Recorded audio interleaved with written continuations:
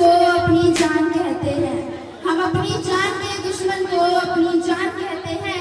मोहब्बत की इसी मिट्टी को हिंदुस्तान कहते हैं, हिंदुस्तान कहते हैं। जोरदार ताली, जोरदार ताली। बहुत सुंदर। जो दुनिया में सुनाई दे उसे कहते हैं खामोशी, जो आंखों में दिखाई दे उसे तूफान कहते हैं। जो ये दीवार का सुराग है साहब, जो ये दीवार का सुराग है, चाइना, अमेरिका, पाकिस्तान साजिशों का एक हिस्सा है, मगर हम इसे अपने घर के रोशनदान कहते हैं, अपने घर का रोशनदान कहते हैं।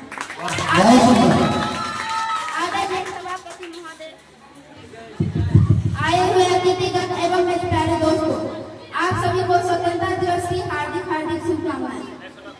मैं लक्ष्मी कुमारी क्लास 11 साइंस की छात्रा आप सभी के बीच देश प्रेम और राष्ट्र निर्माण के उपलक्ष्य पर अपने कुछ विचार साझा करना चाहूंगी।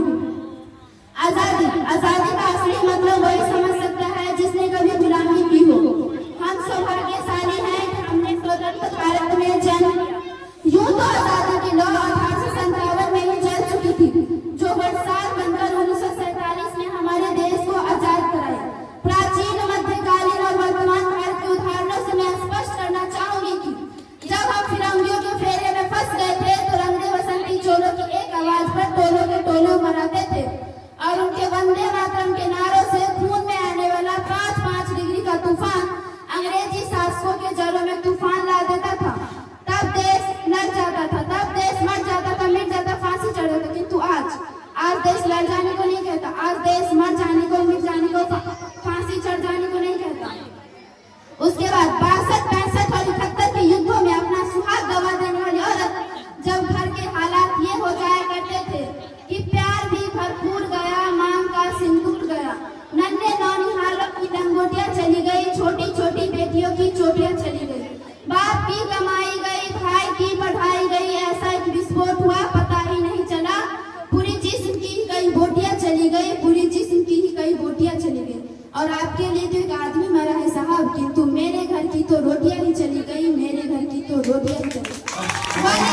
पैदा हो जाने के बावजूद एक माँ अपने बेटे को दुश्मनों की धज्जियां उड़ाने के लिए भेज देती थी और उसे पत्र लिखाकर ये भेजा करती थी, अम्मा ने खत लिखा है बड़े ही चाव से, पुत्र मेरे ना घबरा जाना, 1 इंच भी पीछे ना हटना, चाहे इंच इंच कट जाना, चाहे इंच इंच कट जाना। इस तरह पूरे परिवार अपनी देशभक्ति साबित कर रहा होता था। तब देश बलिदान मांगता था, तब देश लड़ जाने को, मिट जाने को, फांसी चढ़ जाने को कहता था। करा उठती है वो देशभक्ति जब मुसीबतों में फंसे लोगों की जान बचाने से ज्यादा हम अपनी सेल्फी लेकर अपने लाइक बढ़ाने में लगे रहते हैं। आज के इस दौर में वो युवा जिनके ऊपर जिम्मेदारी थी अपने देश, अपने समाज, अपने राष्ट्र की आशाओं को बांधे रखने के लिए, वही युवा 4x4 इंच की छोटी सी स्क्रीन पर अपनी कोमल उंगलियों की घर्षण मात्र से अपनी भावनाओं की इमोजी भेज रहा है।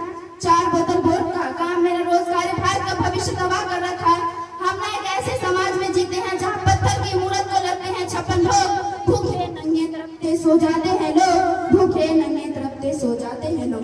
मजदूर को मजदूर समझिए, मजबूर नहीं, गरीब को काम दीजिए, दान नहीं, अगर दान देने की इच्छुक है तो जीते जी रक्तदान दीजिए, मरने के बाद हम दान देकर किसी मरते हुए को जीवन दान दीजिए। यही सच्ची देशभक्ति, यही सच्चा